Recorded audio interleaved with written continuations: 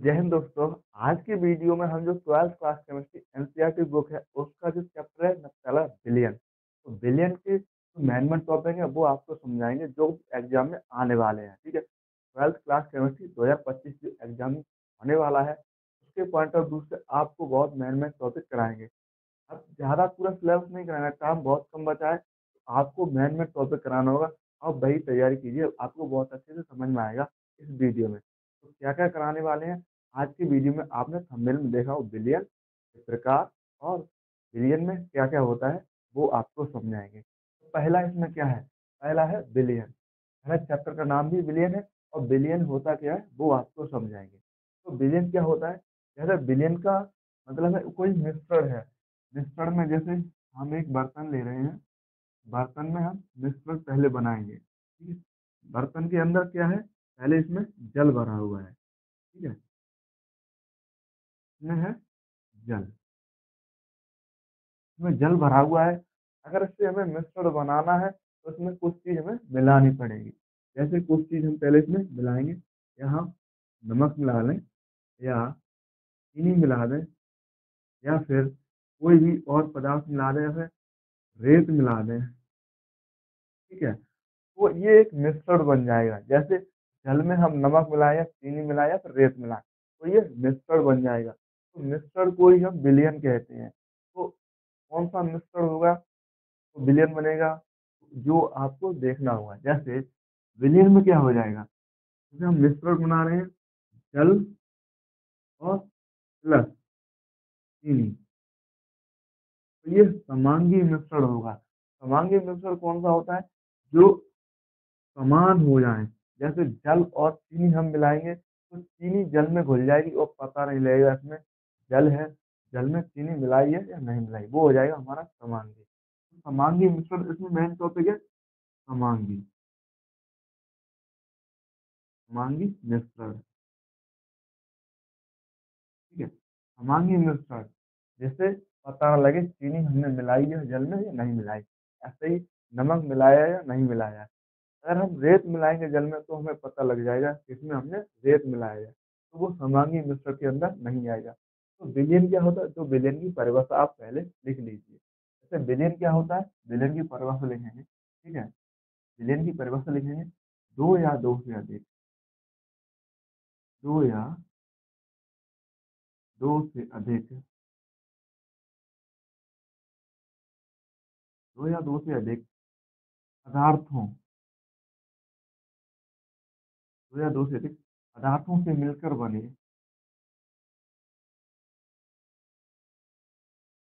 पदार्थों से मिलकर बने समांगी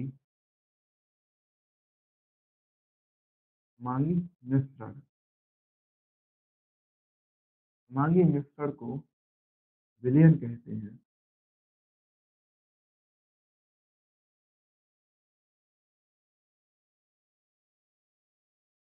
ठीक है? इसमें विलयन की परिभाषा क्या हो जाएगी? 2 या 2 से अधिक पदार्थों से मिलकर बने समांगी मिश्रण।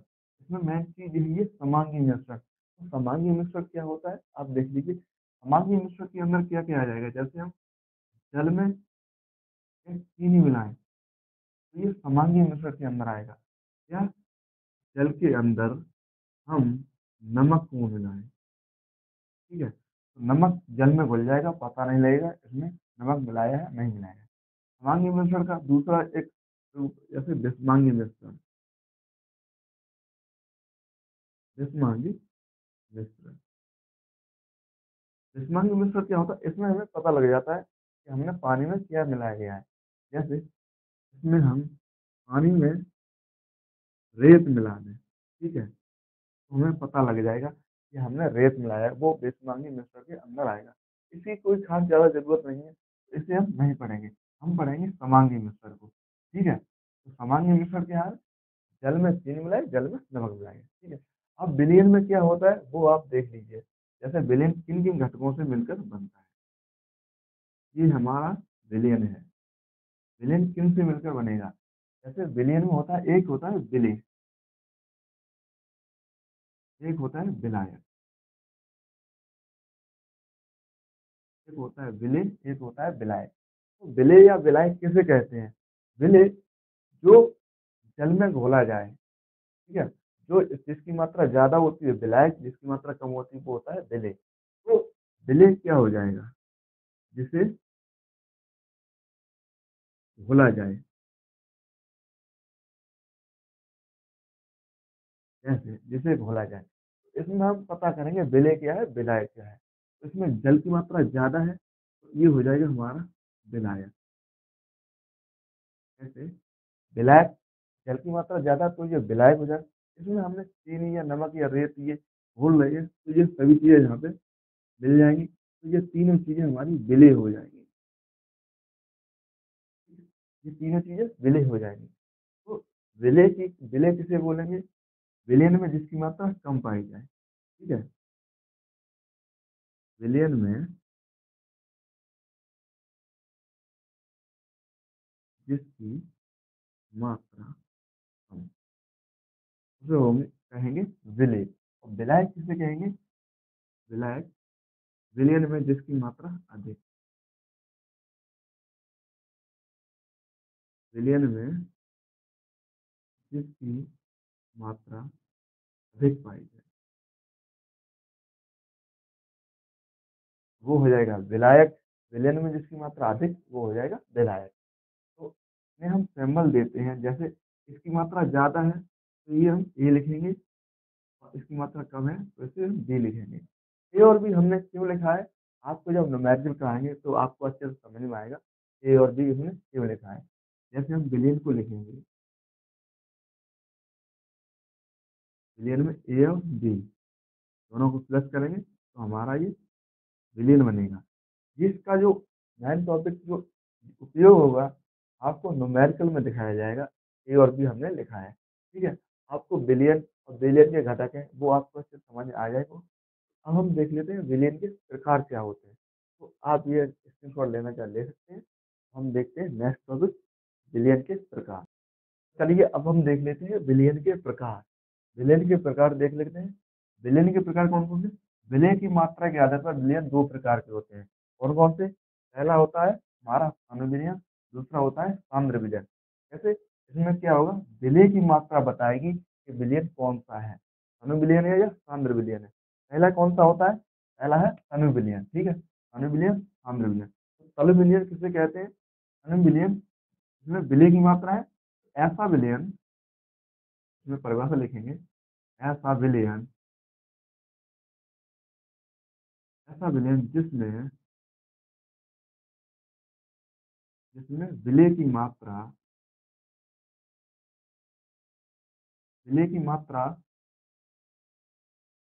कम पाई जाए।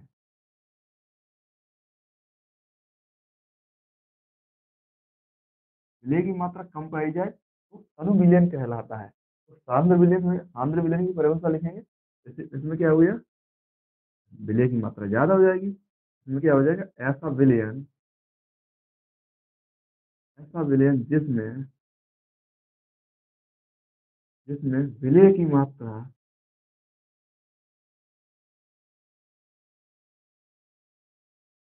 मात्रा अधिक पाई जाए।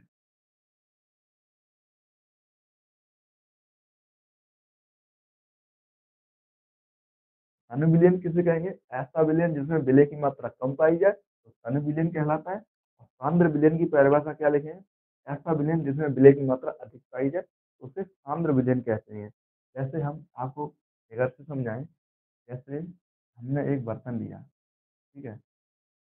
बर्तन में हमने पहले क्या? जल भर लिया।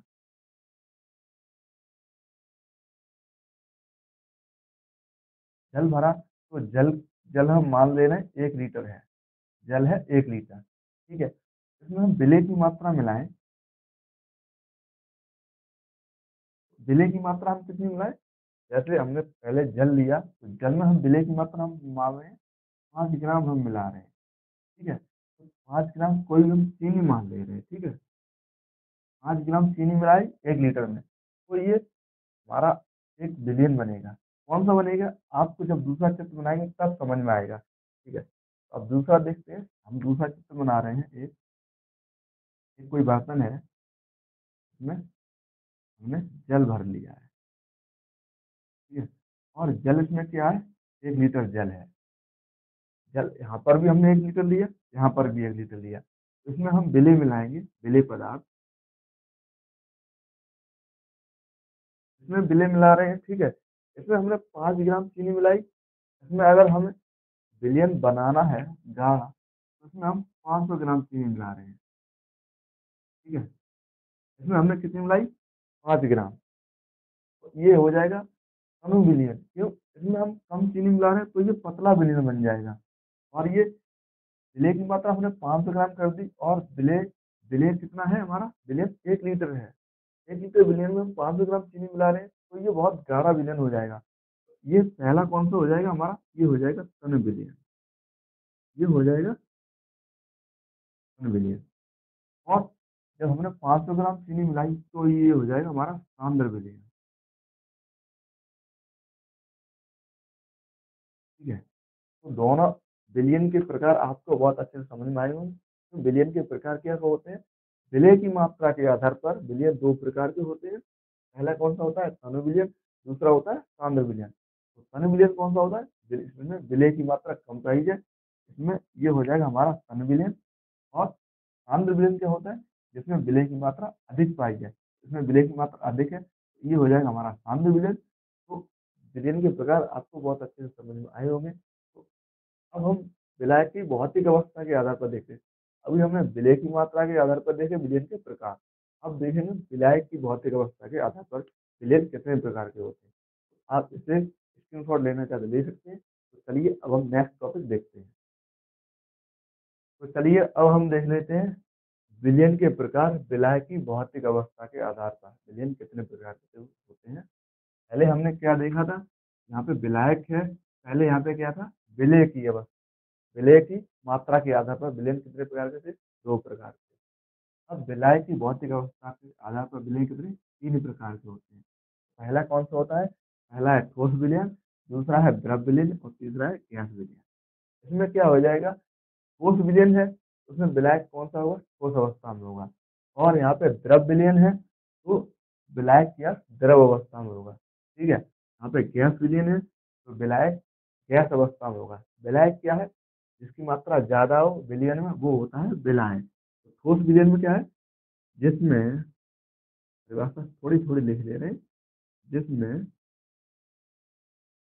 विलायक ठोस अवस्था में हो,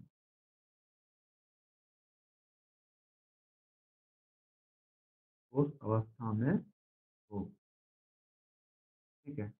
और द्रव विलयन में क्या होगा? जिसमें जिसमें विलायक द्रव अवस्था में हो,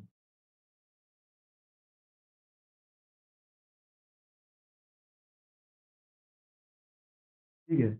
और गैस विलयन में क्या हो जाएगा? जिसमें विलायक गैस अवस्था में हो,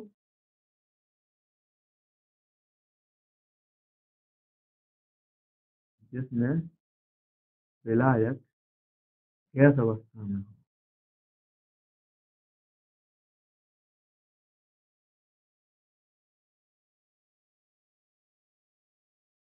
ठीक है? विलयन के प्रकार देखने हैं, तो विलायक की भौतिक अवस्था के आधार पर विलयन 3 प्रकार के होते हैं। पहला कौन-सा है? ठोस विलयन, दूसरा द्रव विलयन और तीसरा गैस विलयन। तो ठोस विलयन में क्या हो जाएगा? जिसमें विलायक ठोस अवस्था में हो। गैस विलयन में क्या होगा? जिसमें विलायक गैस अवस्था में हो। और द्रव विलयन में जिसमें विलायक द्रव अवस्था में हो। आपको जब एग्जाम्पल कराएँगे तो आपको अच्छे से समझ में आएँगे, ठीक है? तीनों के एग्जाम्पल देख लेते हैं, ठीक है? ठोस विलयन में क्या हो जाएगा? जब विलायक ठोस अवस्था में हो, तो दोनों चीज़ें ठोस में हो जाएँगी। जैसे हम Zn में कॉपर मिलाएँगे, तो क्या हमारा ये पीतल बन जाएगा, ठीक है? क्या बनेगा? पीतल। दोनों चीज़ें ठोस मिला रहे हैं, तो ये हमारा ठोस विलयन का जो एग्जाम्पल है, वो हो जाएगा। Zn प्लस Cu दोनों मिलाएँगे तो पीतल बनेगा। यहाँ पे दोनों चीज़ें ठोस अवस्था में, और Zn की जो मात्रा है वो ज़्यादा होती है, तो ये हमारा विलायक हो जाएगा। विलायक हो जाएगा, क्योंकि हमें विलायक कैसा लेना है? ठोस अवस्था में लेना है। अब जैसे द्रव द्रव विलयन का जो एग्जाम्पल लेना है, इसका बहुत अच्छा एग्जाम्पल है जो अल्कोहल और जल मिलाएंगे, अल्कोहल प्लस जल, ठीक है। इसमें जल क्या होता है, विलायक होता है, ठीक है। इसमें जल विलायक होता है, अल्कोहल की मात्रा बहुत कम मिलाई जाती है और जल विलायक के रूप में होता है। तो विलायक यहाँ पे कौन सा, द्रव अवस्था में हो गया, तो ये हो जाएगा हमारा विलायक, जल हो जाएगा। तो ये हमारा ये द्रव विलयन का एग्जाम्पल हो जाएगा, अल्कोहल प्लस जल, इन दोनों को मिलाएंगे तो ये द्रव बनेगा, ठीक है। तो ये द्रव विलयन का एग्जाम्पल हो जाएगा। अब देख लेते हैं गैस विलयन का एग्जाम्पल। गैस विलयन का एग्जाम्पल आपको बहुत अच्छे से घरों में आपके देखा होगा। जैसे गैस में जब गैस मिलती है, जैसे CO2 प्लस H2, ये दोनों गैस हैं। और जो CO2 की मात्रा जो हमारे वातावरण में ही फैलती है, जैसे हम जो मुंह से सांस निकालते हैं वो CO2 निकालते हैं, और H2 जो वायु में उपस्थित रहती है, जो CO2 वो 0.03%, ठीक है। ऐसा ही कुछ है, आप कैलकुलेट नहीं पता, और हाइड्रोजन दोनों मिलाएंगे तो ये गैस ही बन जाएगा। और इसका एक एग्जांपल और आपके घरों में मिल जाएगा, जैसे कूलर होता है, कूलर, कूलर में जब पानी डालते हैं H2O, ठीक है, उसमें कूलर में हवा के साथ जो जल की बौछार आती है उड़ के, तो उसमें बौछार क्या होता है, वो विलेय होता है, ठीक है? जो बौछार की मात्रा है कम होती है, कूलर के साथ जो वायु निकलती है उसकी मात्रा ज़्यादा होती है, वो हो जाएगा विलायक। विलायक क्या हो जाएगी हमारी, इसमें हवा, हवा हो जाएगी विलायक, इसमें H2O हो जाएगा विलेय। तो हवा विलायक है, तो इसमें गैस, हवा एक गैस का मिश्रण ही तो है, तो ये गैस विलयन का एग्जाम्पल हो जाएगा, ठीक है। देखिए, आपको हमने इस वीडियो में क्या-क्या समझा था, विलयन क्या होता है, वो भी आपको समझा दिया, ठीक है। विलयन के प्रकार, प्रकार 2 तरीके से, पहला कौन से, विलेय की मात्रा के आधार पर, और दूसरा विलायक की भौतिक अवस्था के आधार पर, विलायक की भौतिक अवस्था।